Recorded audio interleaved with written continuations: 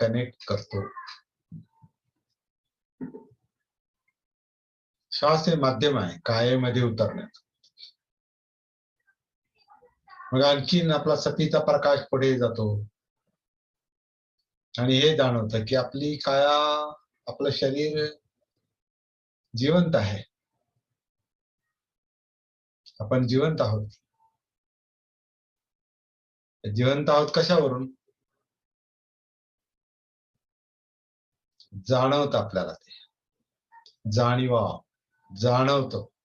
ते हे जाणीव जी आहे, तो जिवंतपणा आहे, त्याला वेदना असं म्हटलेलं आहे.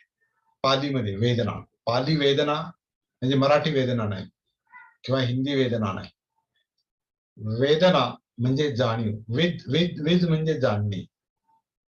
विद पासून वेदना शब्द आहे. विद म्हणजे